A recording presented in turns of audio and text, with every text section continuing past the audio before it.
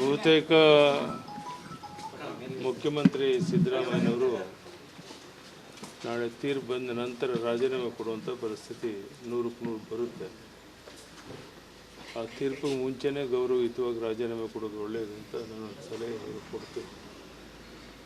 ಯಾಕೆಂದರೆ ಅವರು ಮಾಡಿರುವಂಥ ಎಲ್ಲ ಹಗರಣಗಳು ಸಾಗುವಿತಾಗಿರೋದ್ರಿಂದ ಅದರಿಂದ ಯಾವುದೇ ಕಾರಣಕ್ಕೆ ತಪ್ಪಿಸ್ಕೊಳ್ಳೋಕೆ ಸಾಧ್ಯ ಇಲ್ಲ. ಜಗಜ್ಜೀವಂತ ಸಂಗತಿ. ನೋಡೋಣ ಏನಾಗುತ್ತೆ. ಸರ್, ನಾಳೆ ಸಚಿವ ಸಂಪುಟ ಸಭೆ ಇದೆ. ಅದರಲ್ಲಿ ಕೋವಿಡ್ ಸ್ಕ್ಯಾಮ್ ಎದುಕೊಳ್ಳುವಂಥ ಕ್ರಿಮಿನಲ್ ಬಿಜೆಪಿ ನಾಯಕರ ವಿರುದ್ಧ ಕ್ರಿಮಿನಲ್ ಮೊಕದ್ದಮೆ ದಾಖಲಿಸಬೇಕು ಅನ್ನೋ ತೀರ್ಮಾನ ಅರ್ಥ ಇಲ್ಲ. ಇವರು ಯಾವುದೇ ಸರ್ಕಾರ ತಗೊಳ್ಳೋಕೆ ಅವರು ಸರ್ವ ಸ್ವತಂತ್ರರಿದ್ದಾರೆ. ಏನು ಬೇಕಾದ್ರೂ ತೀರ್ಮಾನ ತಗೊಳ್ಳೋದು ಕಾನೂನು ಚೌಕಟ್ಟಲ್ಲಿ ಏನು ಬೇಕೋ ಅದನ್ನು ಎದುರಿಸೋಣ. ಸರ್, ಈಗ ಸಿಎಂ ರಾಜೀನಾಮೆಗೆ ಆಗ್ರಹಿಸಿ ಮತ್ತೆ ಪಕ್ಷದ ವತಿಯಿಂದ ಮತ್ತೆ ಹೋರಾಟಗಳು ಅಕಸ್ಮಾತ್ ಜಿಲ್ಲೆ ಯಾವುದೇ ಹೋರಾಟ ನಾವು ಮಾಡೋಕ್ಕೆ ಹೋಗೋದಿಲ್ಲ. ಆಗಲೇ ಒಂದು ರೀತಿಯ ಅಂತಿಮ ಹಂತಕ್ಕೆ ಬಂದಿರೋದ್ರಿಂದ ಸಹಜವಾಗಿ ಅವರು ರಾಜೀನಾಮೆ ಕೊಡುವಂಥ ಪರಿಸ್ಥಿತಿ ಬರುತ್ತೆ ಅನ್ನುವಂಥದ್ದು ಎಲ್ಲರ ಅಭಿಪ್ರಾಯ. ಈಗ ಮತ್ತೆ ಹೊಸದಾಗಿ ಬೇರೆ ಒಂದಷ್ಟು ಜನಕ್ಕೆ ಪ್ರಾಸಿಕ್ಯೂಷನ್ ಮತ್ತೆ ರಾಜ್ಯಪಾಲರು ಮತ್ತೊಂದಷ್ಟು ಜನ ಸಚಿವರಿಗೆ ಸಂಬಂಧಪಟ್ಟಂತೆ ಪ್ರಾಸಿಕ್ಯೂಷನ್ ಎಲ್ಲ ನೋಟಿಸ್ ಕೊಟ್ಟಿದ್ದಾರೆ. ಏನೇನು ಮಾಡ್ತಾರೆ ನೋಡೋಣ. ರಾಜ್ಯಪಾಲರಿಗೆ ಬಿಟ್ಟು ನಾನು ಹೆಂಗೆ ಊಹೆ ಮಾಡೋಕ್ಕಾಗೋದು. ಧನ್ಯವಾದ, ನಮಸ್ಕಾರ. ಬಹುತೇಕ ಮುಖ್ಯಮಂತ್ರಿ ಸಿದ್ದರಾಮಯ್ಯನವರು ನಾಳೆ ತೀರ್ಪು ಬಂದ ನಂತರ ರಾಜೀನಾಮೆ ಕೊಡುವಂಥ ಪರಿಸ್ಥಿತಿ 100% ಬರುತ್ತೆ. ಆ ತೀರ್ಪಿಗೆ ಮುಂಚೆನೇ ಗೌರವಯುತವಾಗಿ ರಾಜೀನಾಮೆ ಕೊಡೋದು ಒಳ್ಳೆಯದು ಅಂತ ನಾನು ಸಲಹೆ ಕೊಡ್ತೀನಿ. ಯಾಕೆಂದರೆ ಅವರು ಮಾಡಿರುವಂಥ ಎಲ್ಲ ಹಗರಣಗಳು ಸಾಗುವಿತಾಗಿರೋದ್ರಿಂದ ಅದರಿಂದ ಯಾವುದೇ ಕಾರಣಕ್ಕೆ ತಪ್ಪಿಸ್ಕೊಳ್ಳೋಕೆ ಸಾಧ್ಯ ಇಲ್ಲ.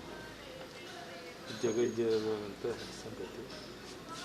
ನೋಡೋಣ ಏನಾಗುತ್ತೆ. ಸರ್, ನಾಳೆ ಸಚಿವ ಸಂಪುಟ ಸಭೆ ಇದೆ. ಅದರಲ್ಲಿ ಕೋವಿಡ್ ಸ್ಕ್ಯಾಮ್ ಎದುಕೊಳ್ಳುವಂಥ ಕ್ರಿಮಿನಲ್ ಬಿಜೆಪಿ ನಾಯಕರ ವಿರುದ್ಧ ಕ್ರಿಮಿನಲ್ ಮೊಕದ್ದಮೆ ದಾಖಲಿಸಬೇಕು ಅನ್ನೋ ತೀರ್ಮಾನ ಅರ್ಥ ಇಲ್ಲ. ಇವರು ಯಾವುದೇ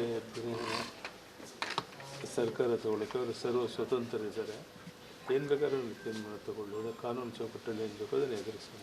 ಸರ್, ಈಗ ಸಿಎಂ ರಾಜೀನಾಮೆಗೆ ಆಗ್ರಹಿಸಿ ಮತ್ತೆ ಪಕ್ಷದ ವತಿಯಿಂದ ಮತ್ತೆ ಹೋರಾಟಗಳು ಅಕಸ್ಮಾತ್ ಜಿಲ್ಲೆ ಯಾವುದೇ ಹೋರಾಟ ನಾವು ಮಾಡೋಕ್ಕೆ ಹೋಗೋದಿಲ್ಲ.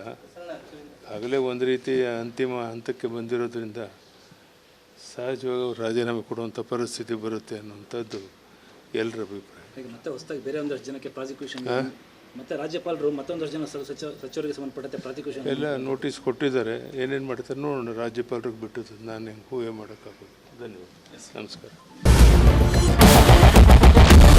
ಕ್ಯಾಪ್ಟನ್ ಅರ್ಜುನ್ ಕೊಂದಿದ್ದು ಯಾರು? ಅವ್ರ ನರೇಟಿವ್ ಎಲ್ಲಿಗೆ ತಂದಿಟ್ಟಿದ್ದಾರೆ ಅಂತಂದ್ರೆ ಸಂಪತ್ತನ್ನ ಹಂಚಿಬಿಡೋದು ಅಂತ. ಇದು ಸ್ಟುಡಿಯೋ ಟಿಪ್ಪು ಜಯಂತಿ ಮಾಡಕ್ಕೆ ಅವ್ರಿಗೆ ಖಂಡಿಸಿದ್ರು. Very nice.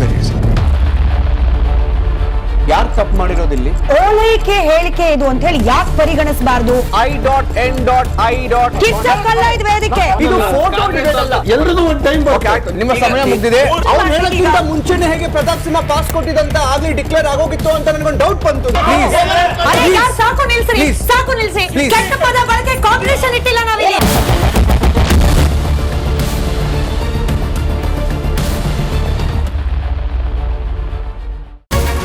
Republic word app ಇದು ಕೇವಲ ಅಪ್ಲಿಕೇಶನ್ ಅಲ್ಲ, ಸಮಗ್ರ ಸುದ್ದಿಗಳ ಸಂಪರ್ಕ ಮಾರ್ಗಕ್ಕೆ ಕ್ರಾಂತಿಕಾರಿ ಬದಲಾವಣೆ. ರಿಪಬ್ಲಿಕ್ ವರ್ಡ್ ಆಪ್ ಕೇವಲ ಸುದ್ದಿ ಅಪ್ಲಿಕೇಶನ್ ಪರಿಚಯಿಸ್ತಾ ಇಲ್ಲ, ಬದಲಾಗಿ ಡಿಜಿಟಲ್ ಸುದ್ದಿ ಬಳಕೆಯ ಹೊಸ ಯುಗಕ್ಕೆ ನಾಂದಿ ಹಾಡ್ತಾ ಇದೆ. ಇದೊಂದು ಬ್ರೇಕಿಂಗ್ ನ್ಯೂಸ್, ಪ್ರಭಾವಶಾಲಿ ಕಾರ್ಯಕ್ರಮಗಳಿಗೆ ಗಟ್ಟಿಯಾದ news.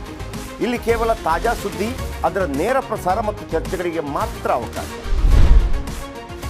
Republic world app download ಮಾಡಿಕೊಳ್ಳಿ. ಗೂಗಲ್ ಪ್ಲೇ ಸ್ಟೋರ್ ಮತ್ತು ಆಪಲ್ ಆಪ್ ಸ್ಟೋರ್ನಲ್ಲಿ ಲಭ್ಯವಿದೆ.